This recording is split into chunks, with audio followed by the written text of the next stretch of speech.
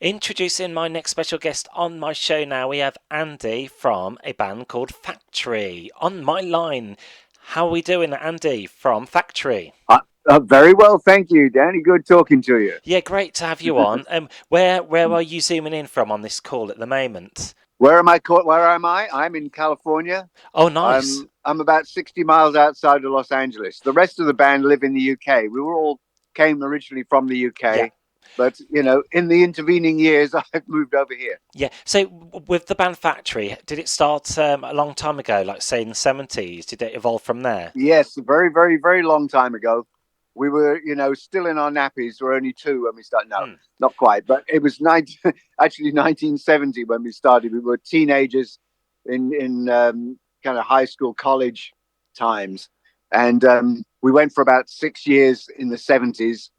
We got to play, opening supporting act for a lot of bands like Fleetwood Mac and 10cc and a whole lot of them. So we spent a lot of time playing shows, but we'd never actually recorded an album. So we split up in '76 when the Sex Pistols came along, and all the punk thing came in, and we weren't really punk. So we sort of faded away into the background. And then decades later, we decided, well, we never made an album then. Maybe we'd better get back together and make an album now. So that's what we did. We got back together in 2015, and we've since recorded two albums and done a few gigs as well. Sure. So you were in the 70s and you took a big hiatus and you're back in the 2000s, Right. 2010s. Brill. And has the Yeah. lineup been the same or has it changed Yes. slightly? Well, in the '70s, we had the bass player. Our bass player Jabba left for the last couple of years, so we had another guy come in, Steve, who now plays with Manfred Mann's Earth Band. But when we got back together in 2015, it was all original members again. So since then it's been all the original four that originally formed the band. Sure. And growing up in the 70s, what first got you into the scene? Um, well, there were so many good bands then, coming from after in the '60s. Had the Beatles and the Stones and the Yardbirds and the Animal, the Who. There were so many good bands, and then in the early '70s, it went to a more prog thing with Genesis and Yes and Deep Purple. So that was our kind of era. That classic rock thing. That's where we really got going. Cool. How would you describe your sounds? Have your sounds been the same, faithful over the years? Well, yeah, the sound is sort of similar, and as I say, it's based on that kind of '70s thing where really anything goes. You could do anything, and we have a huge variety of stuff. We go from hard rock to kind of soft folky stuff. We play Irish jig kind of stuff with the electric violin, and my brother Tony plays.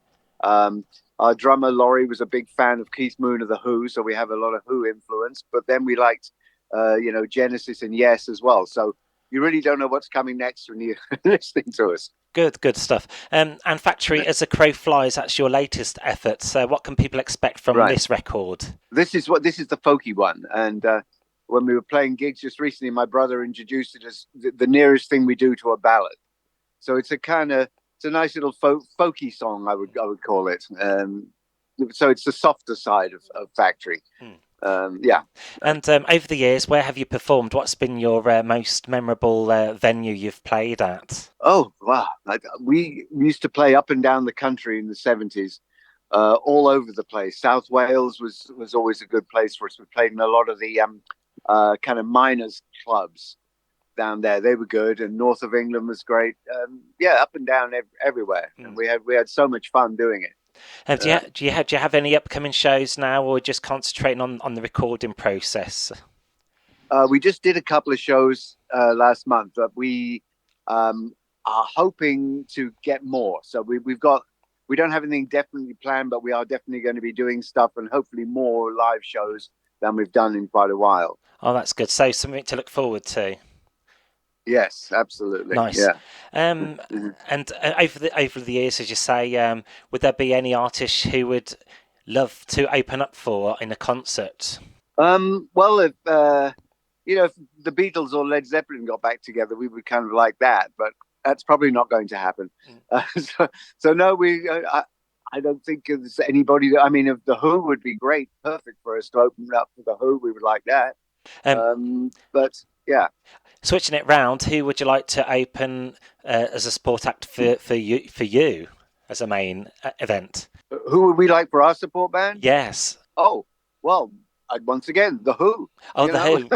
no, Cool. there's a lot of good bands around now. I just saw an Irish couple of Irish girls, and they're called I think Dea Matrona. Do you know them? Um, I haven't actually, but well, we'll look into it.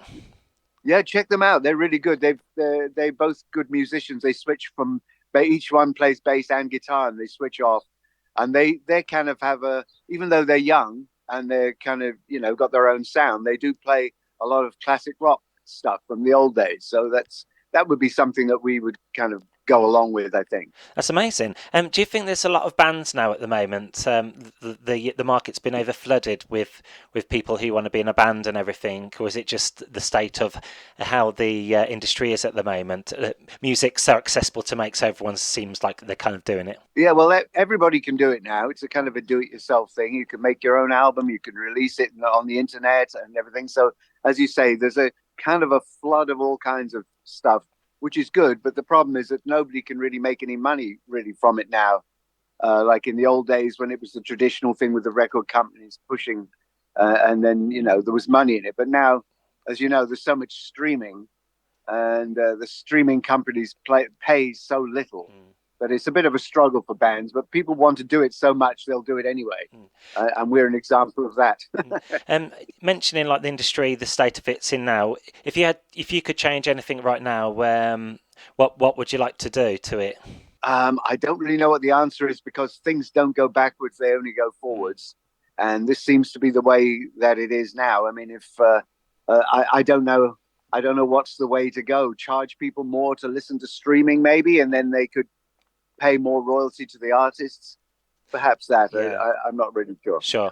I don't know. That's not a bad answer, really. That really isn't a bad answer. Just a couple of more questions to go. Have you always been blessed to do music? If not, what other careers have you done in your lifetime? Oh, good question. Well, music's always been the main thing, but as a musician, things go up and down. So in the down times, I've done I don't know how many different jobs. I worked for helping build swimming pools. I worked on a building site. So furniture removals was something we used to do. Laurie, our drummer, used to work for Pickford's in the old days, if you know that company. Yes. It was a removal company. So he would get us day jobs. So for a day or two here or there, we would help move people's furniture. So we've done just about everything at different times. But I mean, I've been pretty lucky. In the 80s, I was in an Australian band called Icehouse that had a couple of hits, and for a few years I was traveling around with them, and I co-wrote a song called "You're the Voice" that John Farnham did. So I've had my up times, but then, like you say, in the down times, there's all kinds of just about any job you can imagine. Yeah. Funnily enough, I went to teacher training college to be a teacher, and that's about the only job I've never done, I think. Oh, that's amazing! I know the Icehouse song is "Hey Little Girl." That's a classic. That is. Hey Little Girl, Crazy, Electric Blue. Yeah, we had a few anyway. That's very cool, very cool. Also, one final question. Have you got a life motto which has treated you well to this very day? Do I have a what? A life motto, like a saying or a phrase. Oh, a saying. Never give up. That's a good one. And socials, where can people find Factory? Because there's so many factories on social media. How can people find you? Okay, well, we're on Facebook. It's so facebook.com/factory1970, 1970. Our website is also the same, Factory 1970. Pretty much any of the social medias were Factory 1970, which puts us apart from, the factory that makes biscuits or whatever. Oh, it's amazing speaking with you. Thank you very much, Andy, from Factory, just chatting to me about your career. It's been really insightful. Nice to hear you're still doing what you're still doing after all these years. And I'm going to play your new record now on my show. Thank you very much. That's great. Great talking to you, Danny. Pleasure. You take care now. Pleasure. Take care. All righty.